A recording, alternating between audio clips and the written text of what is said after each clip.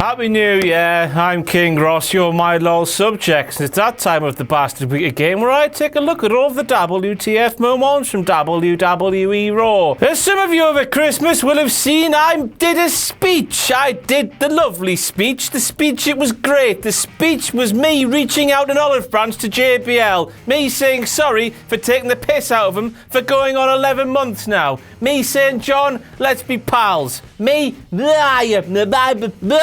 be me friend, John! Despite my well wishes, I've received all in reply from John, so you know what? Him! It's John o'clock, motherfuckers! First of the bastard New Year! Yeah! Somewhere. I should explain, I'm behind a bastard table, so I've got somewhere to hold me bastard beer. I don't normally drink bastard beer on these bastard videos, but I'm drinking a bastard beer today. So I need somewhere to put me bastard beer, so I've got this bastard table, you bastard. Ugh. Well, me sideways and call me Betty. Did you see Mick Foley's new look? The new haircut, the freshly trimmed beard, the even more libs LBS lost off his frame. He's looking bloody sexy, Mick. I mean, there's only one thing I've got to say about Mick, and that's I would. I would, you know? I would. I really would. No, I wouldn't. I've never been confused. I've never been confused. Is Google a boy or a girl? I don't know, Ross. What is it? It's a girl because it never lets you finish what you want to say and always butts in and suggests things before you're done. Sexism. Did you see this? Of course you did. The Google search screen that appeared on Stephanie McMahon's Titantron as Stephanie McMahon was walking down to the ring. Kevin bloody Dunn, what the f*** are you doing? Now, apart from wanking himself silly on the interweb, I can't imagine what Kevin Dunn would Google. Teeth cleaning products or teeth straightening products, or toothbrush. Kevin Dunn wanks over Vince McMahon on the internet.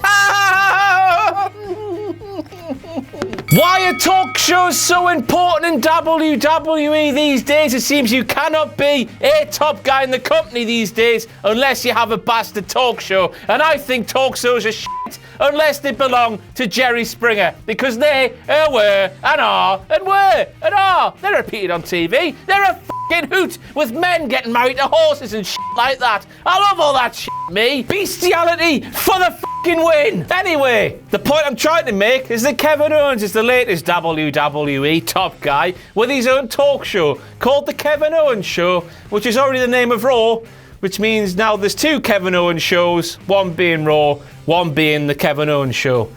They've gave the same name to two things. Reigns versus Jericho again. Dick Tubbs, wake up, you lazy bastard, and get that siren on there. If it's not Reigns versus Owens, it's Reigns versus Jericho. It's Rollins versus Jericho. It's Rollins versus Owens. It's Reigns versus Jericho and Reigns and Rollins versus Jericho and Owens. That's all the same four fucking men. At the start of this new era, they told us there'd be new opportunities for new superstars to rise to the top of the card. But on Raw, it's the same 4 or 5 if you count Braun Strowman and that, guys performing in all the matches, all the talk show segments, all the shit that matters each and every week. Once again, Richard, the siren, the 5 men, new era, same old beer.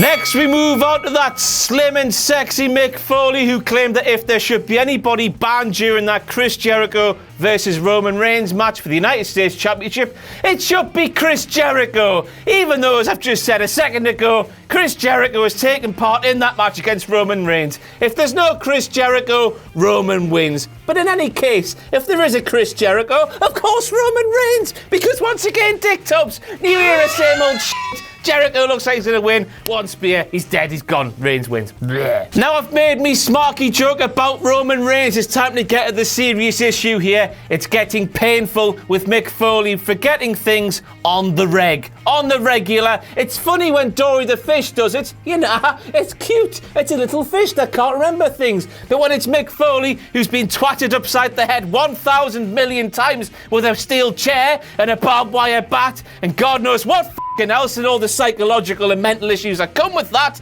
it's hard to watch, even if he is looking damn fine these days. I was never fucking confused. Maggle Cole also said the same thing, but he's a fucking idiot. Next, we move on to Stephanie McMahon, who claimed if there was ever a land of opportunity, it's WWE Monday Night Raw. Basically, bullshit.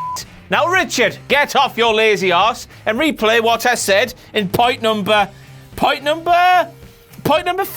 Play it now. At the start of this new era, they told us there'd be new opportunities for new superstars to rise to the top of the card. But on Raw, it's the same 4 or 5 if you count Braun Strowman and that. Guys performing in all the matches, all the talk show segments, all the shit that matters each and every week. Well, I've just played the same clip in the same video twice, therefore that makes me a big bastard hypocrite.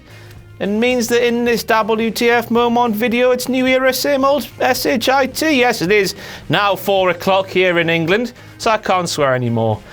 Happy New Year. I've written this down quite eloquently, and so I'm just going to read it the out. So the winner of the Owens-Rollins match will be interfering in the main event of Raw, because this is Raw where main events never end in a definitive finish. Might as well, it was just... yeah. I've been reliably informed from sources all over the world. Yes, I am a world-renowned journalist with sources all over the world, that wherever you were in the world, your version of WWE Raw cut out and played black screens or error messages. We are having technical difficulties and all that malarkey during many times. It happened many times. It happened a lot. Dismayed by his earlier error where he played that Google screen, Kevin Dunn is like a little baby. He has to chew on something. He's like a beaver. He has to chew on something to stay alive. If he doesn't chew on something, he dies. So to solve this itch, yes, Kevin Dunn has itchy teeth, he decided to bite on the bastard wire that transmits Raw into the satellites that puts it the world around down. Either that, or each provider the world over were fucking sick of yet another 20-minute promo to open WWE Raw involving management, which means Richard once again. New era, same old poo. Kevin Owens gets himself disqualified in a match where that he knows if he loses, he can't be at ringside to help his best pal Chris Jericho later in the night. WTF did he expect? If the Universal Champion doesn't know the rules, what f***ing hope do the rest of us have? We'll have none. No hope. No hope whatsoever. It looks like we'll be needing a new hope. That's topical because of the deaths in Star Wars last year. This is shit. Here's a quote from Maggle Cole. Cesaro said he wanted to do it on his own. Cesaro said he wanted to play cheerleader up here. That second Cesaro should have been a Sheamus, you f***ing pillock. Here's another Maggle Cole quote where he's talking about Sami Zayn's kendo stick. You have to wonder whether he put that there earlier today. Well, no f***ing shit, Sherlock. The bell rang, he got out the bastard ring, he went straight to the corner where the kendo stick was, he picked the kendo stick up, and he twatted Braun Strowman with it. It seems like a very logical plan. Why do you have to wonder if he put it there? It's blatantly obvious that he did, you f***ing pillock. Next, we move on to Corey Graves, who was blaming Mick Foley for Sami Zayn getting his arse handed to him by Braun Strowman, even though last week, Stephanie McMahon was the one who booked the match between Sami and Braun and made it a last man standing match. What a psychotic bitch! Because she's a villain on television. I mean, there's absolutely no doubt about it. Everybody knew that Stephanie McMahon was the one to blame, but Stephanie McMahon can't be made to look too weak too often. I mean, we saw her getting blarted in the face by some champagne a few weeks ago. She was piss wet through. She was made to look weak a couple of weeks ago, but now she's made to look not weak. Mick's getting all the weakness put on him. Which that frame of his, that slender frame, won't be able to support soon, the weight of all that weakness. I'm done with the kids. That sign there, the one that reads, where the f*** is it? Roman Reigns, believe that, with a pic of an aubergine. The aubergine means he has a massive f***ing willy, which is a WTF moment in itself, because as we all know, Roman Reigns was suspended for violating a wellness policy, so steroids might be involved, and steroids shrink your willy, so I've been told. Me sideways and called me Betty. A fountain of knowledge called Dick Tubbs informed me that Reigns could have been taking dick pills. John Jones, a UFC fighter, claimed he was taking dick pills that got him suspended. They're illegal, making your willy bigger, so the aubergine would fit. Next, we move on to the tie-dye guy, one of those famous fans who like to make wrestling shows all about them. Basically, he's a massive f***ing cunt. He started off the show on the side facing the hard cam and then was relocated because the bastard was trying to make the show all about him and distracting from the action with his f***ing stupid yellow noncy Hulk Hogan outfit from the action in the ring. He was distracting us from what was going on in the ring with his nonciness. Shouldn't have been allowed in there with the children. The nonce.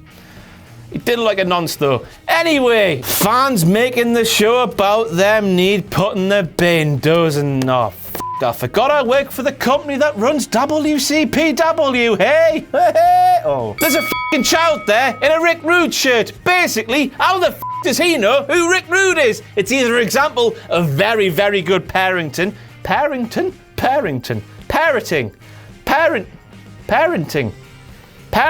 You want a parenting. Your parenting is paying. Your parent is paying. Parenting. Oh, it's just an example of some little hipster trying to show us that, oh, I know about wrestling history. Like Adam Parmesan, who put Lou Thez in his top 10 goats of all time. Tell me, Parmesan, or Petite Oui, the hashtag that's taken Twitter not by storm because Adam Blompier made it, not me. What's your favourite Lou Thez match? Aye, you can't name one, can you silly bollock? No, I'm dancing sweet cheeks because that is exactly what somebody from bonny old Scotland would say. They wouldn't say, eh, you're a bonny lass. Eh, you're a fit bird. They wouldn't say, I am brave, haggis, okay, dunno. They would say sweet cheeks. What the f***? Titus O'Neil can shove his whistle up his arse and f*** off. Next we have Michael Cole and Corey Graves, who are calling Roman Reigns a very proud United States champion. Oh well, I suppose that explains, him being very proud. The reason why he carries that belt over his shoulder like a sack of f***ing shit, like a sack of laundry, like a tramp would with his shit and his little thing. I suppose it also explains why Reigns never f***ing turns up to Raw with the bastard belt. He just walks out there with, ooh, I'm Roman Reigns, here I come, without the bastard belt, devaluing him much, Roman, you f***ing forgetting about it.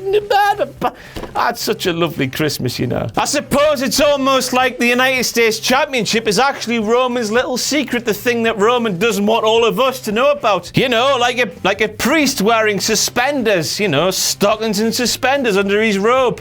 Or the Queen wearing stockings and suspenders under her dress. Or Adam Pacitti actually being Martin Kirby's sex slave, as those videos on the WCPW YouTube channel are telling us all. Why the f*** would Martin Kirby make Adam Pacitti wear those little hot pants where they're leaving nothing to the imagination, if you know what I mean? There's bulges all over the bastard shop that I do not want to see. So Roman's dirty little secret. He's not proud at all. He's a tosser. Corey Graves is back again. This time he was claiming that Chris Jericho is the man with the plan. As my good pal Stone Cold Steve Austin would say. As we all know, that's Brian Kendrick. As his theme tells us on. I'm the man with a plan. I know Corey cleared it up later in the night. He said that Jericho was the man with a plan and Kendrick was the man with the plan, but I don't give a shit. I've got some content to make, so there it is. Corey Graves speaking about Chris Jericho never winning the United States Championship. It's the one thing he's yet to achieve in a career that he has done literally everything in. So he's done literally everything, but he hasn't won the United States Championship, which means he hasn't done literally everything. Corey, you heap hop a hypocrite. Catchphrases, merch, you love it. Jinder Mahal needs 3 MB days. Jinder Mahal today. Jinder Mahal needs 3 MB days. Jinder Mahal today. Jinder Mahal needs 3 MB days. Jinder Mahal today. Jinder Mahal needs 3 MB days. Jinder Mahal today. Jinder Mahal needs 3 MB days. Jinder Mahal today. Jinder Mahal needs 3 MB days. Steroids! Slander! Next we move on to Little Mojo, who claimed that Jinder Mahal was called Ginger Mahal after Ruru, my bae, my spirit animal, picked up a win against Big Cass for him and Jinder Mahal. There's one thing to say about Jinder. He isn't ginger. He's got black hair. Michael Cole talking about that picture up there from the top rope. Izzy was in the crowd for a Bayley match. Izzy was not shown in the immediate aftermath of a Bailey match. That means one thing, motherfuckers. The sight of that little brat didn't blight the end of a Bailey match. That means you must grab two of each animal for the first time in 2017 and head for the bastard border.